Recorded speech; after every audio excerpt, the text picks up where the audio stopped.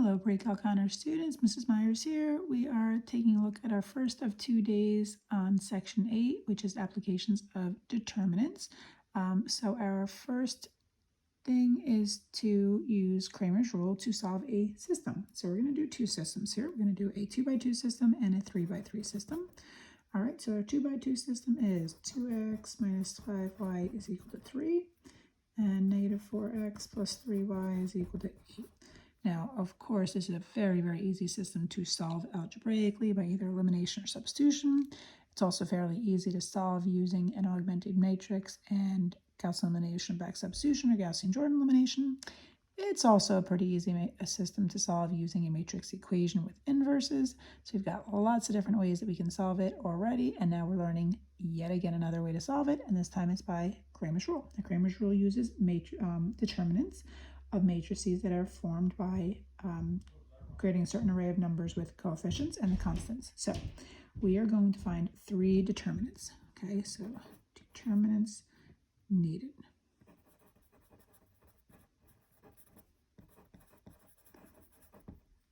Okay, we need d of x, and d of y. Now, if there was a 3x3, we'd need 4 determinants. We'd need d of x, d of y, and d of z. Okay, but it's only a 2x2, so we just need 3. Now, each of these equations is going to be written as, in terms of the general variables, so you can see where this all comes from in here. It's going to be a sub 1 x plus b sub 1 y equals c sub 1. And this is going to be a sub 2 x plus b sub 2 y equals c sub 2. And the D matrix, okay, of the first determinant value is just the regular coefficient matrix. So A1, B1, A2, B2. Now, the D of x and the D of y matrix is when you are taking these constants right here, C1, C2, and you are replacing them with the coefficients of the variable that you were trying to find the determinant matrix for. So if you want to find the D of x value, you're going to replace A1 and A2 with C1 and C2. Now you still use B1, B2, okay? And then when you find the D of y matrix, then you take the C1, C2, and you replace it with the B1, B2. So now you get back to just having A1, A2 here, but now this says C1, C2, okay? And then what you're going to do is to solve for each of the variables, x and y, is it is a ratio of those determinant values, okay? D of x over d, and then y is d of y over d, okay? So here, I should have put this down here like this, okay? So I'm going to have the constants 2, negative 5, negative 4, 3 in the first matrix. And then the bottom one, the d of x matrix, okay, that is going to be not 2 and negative 4 in the first column, but 3, 8, and then keep the negative 5, 3, okay? And to solve for y, okay, the, oh, I just mixed that up. Hang on a minute. Oh my goodness, I apologize, because this matrix down here, sorry about that, is the original coefficient matrix, and then this matrix up here, I apologize for that, okay, is where you are replacing the coefficients with the constants. You're replacing the coefficients of the x variable with the constants 3 and 8, okay? So now to do the solving for the y variable, you take the ratio of the 2 determinant values that are found by d of y over d. So the denominator is still 2, negative 4, negative 5, 3. Okay, so that never changes. And then the numerator is now still 2, negative 4 for the first column. Okay, but these constants, negative 5, 3, they get replaced with the 3 and the 8. Okay, and because this is a 2x2, you're going to show how you get these values by hand. Okay, so this is 9 minus negative 40 over 6 minus 20. So this is 49 over 14, which is reduced down to negative 7/2. And over here for y, okay, this is 16 minus negative 12. And of course, the denominator is still 6 minus 20. So this is 28 over negative 14. And that is exactly negative 2. So now I have my solution, negative 7/2, comma, negative 2.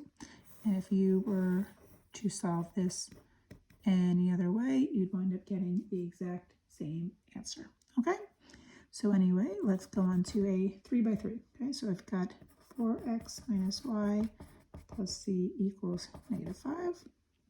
And we've got 2x plus gy plus 3z is equal to 10. And we've got 5x minus 2y plus 6z is equal to 1. Okay, so now what I'm going to suggest we do here, because there's 3 different variables to solve for, and that'd be a lot to write them all out like this, is off to the side, we're just going to go d equals, okay, and we're going to go d of x equals, we're going to go d of y equals, and then we're going to go d of z equals. Okay, and we're just going to write out what those are. So the original D matrix, we've got 4, negative 1, 1. We've got 2, 2, 3. And we've got 5, negative 2, 6. Okay, and we're going to get the D of x matrix by taking these constants, negative 5, 10, and 1, and replacing them with the coefficients of the x variable. So now it's first column, negative 5, 10, 1, and then these next 2 columns stay exactly the same, okay? And then for d of y, these values here get replaced in the second column, okay?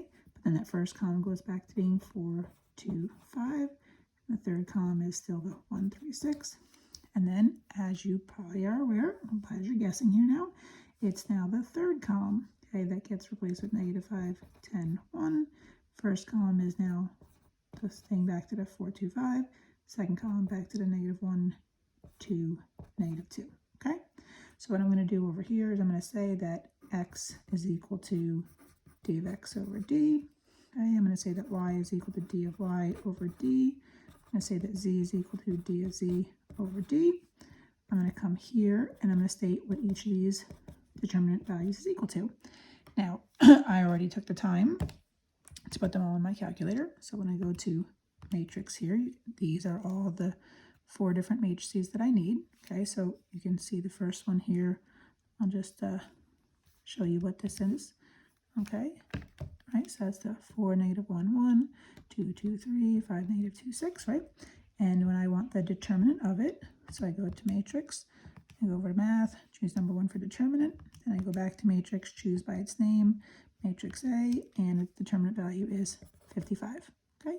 And I would keep doing that for the other ones, and I would get negative 55 here, I'd get 165 there, and I'd get 110 there. Okay, so you can take the time to put that in your calculator and check me, and you then come over here and you just write down what the values are. So this is negative 55 divided by 55, so x is negative 1.